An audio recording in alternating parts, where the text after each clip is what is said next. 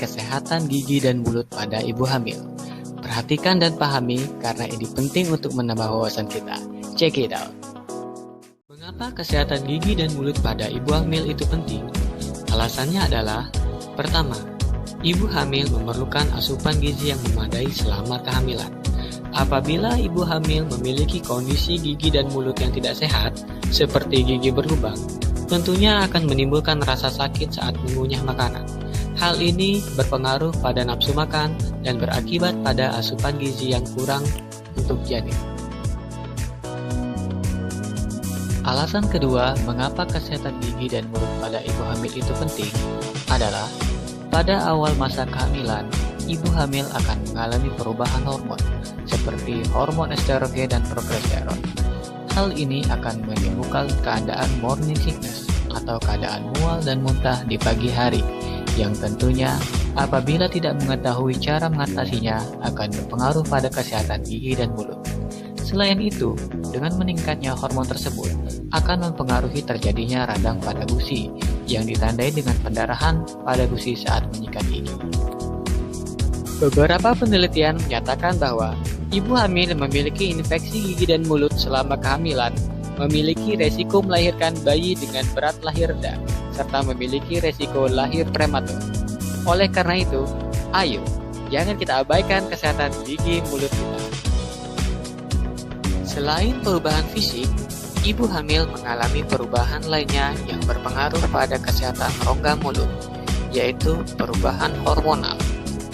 Pada awal kehamilan, perubahan hormon ini akan memicu terjadinya morning sickness atau keadaan mual dan muntah di pagi hari. Hal ini akan mengakibatkan keadaan rongga mulut menjadi asam dan beresiko terjadinya gigi berlubang. Selain itu, respon peradangan tubuh akan meningkat terhadap faktor yang ada di rongga mulut seperti sisa makanan yang membentuk plak. Respon peradangan yang berlebihan akan mengakibatkan terjadinya gingivitis. Gingivitis merupakan kondisi di mana gusi mengalami pembengkakan dan mudah berdarah. Tidak hanya gingivitis, respon peradangan berlebihan mengakibatkan terjadinya granuloma gravidarum. Kondisi ini terlihat seperti lesi kemerahan dengan permukaan halus berbentuk bulat pada gusi. Paling banyak terjadi di area gigi depan. Kondisi ini umum terjadi pada trimester pertama dan akan mengecil setelah melahirkan. Selanjutnya, saya akan menjelaskan mengenai dampak kondisi gigi dan mulut yang tidak baik terhadap kehamilan. Hati-hati loh bun, infeksi jaringan penyangga gigi dapat menyebabkan kelahiran prematur loh. Kok bisa?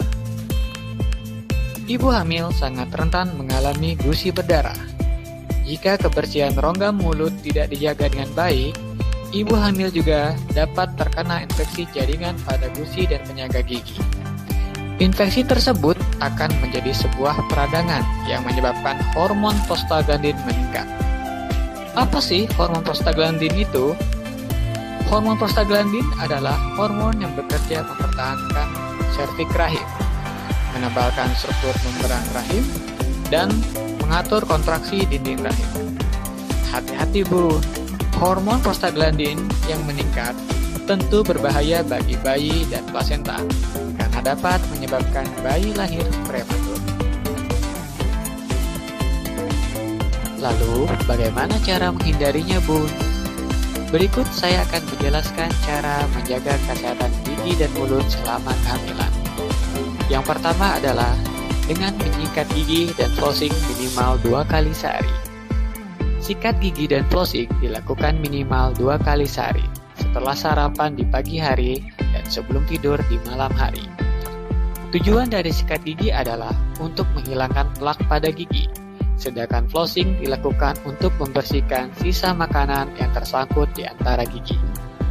Hindari penggunaan tusuk gigi ya bun, karena itu tidak direkomendasi oleh dokter gigi.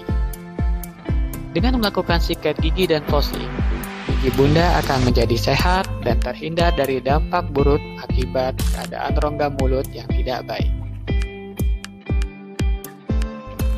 Lalu, bagaimana jika bunda mengalami morning sickness?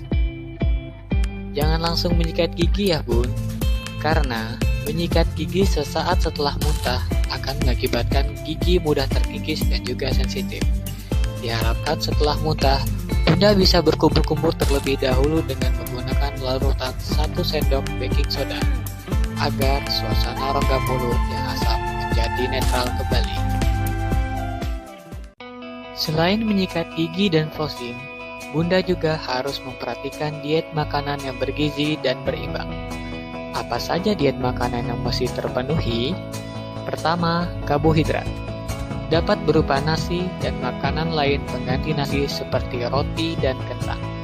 Kemudian protein. Bisa didapat dari bahan makanan seperti ikan, daging, tempe, tahu, dan juga susu. Vitamin. Vitamin A, B, C, dan D dapat didapatkan dari buah-buahan, kacang-kacangan, dan daging.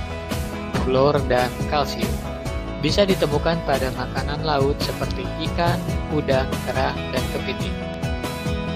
Tatkala pentingnya juga, ibu hamil harus menghindari makan makanan yang manis dan juga lengket. Mengapa?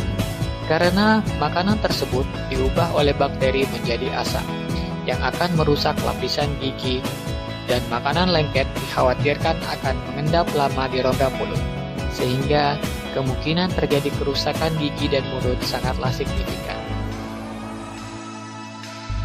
Kemudian terakhir, saya akan menjelaskan hal yang perlu diwaspadai ibu hamil dalam melakukan perawatan gigi. Berikut beberapa di antaranya. Pertama, pencabutan gigi. Pencabutan gigi pada ibu hamil sebaiknya dilakukan pada trimester kedua atau pada bulan keempat hingga keenam. Itu pun jika kondisi kehamilan ibu memungkinkan. Kemudian yang kedua adalah penambalan gigi dan pembersihan karang gigi. Penambalan gigi dan pembersihan karang gigi dapat dilakukan selama masa kehamilan. Kemudian yang ketiga adalah penggunaan obat-obatan. Ibu hamil tidak boleh mengonsumsi obat sembarangan tanpa resep dokter gigi. Kemudian yang terakhir adalah prosedur X-ray atau ronsen. Sebaiknya untuk ibu hamil jangan dilakukan ronsen jika tidak dalam keadaan darurat. Demikianlah penyampaian edukasi mengenai kesehatan gigi dan mulut pada ibu hamil. Semoga ilmu ini bermanfaat dan dapat dibagikan dengan orang-orang sekitar kita. Sampai ketemu lagi di edukasi kesehatan gigi mulut lainnya. Dah.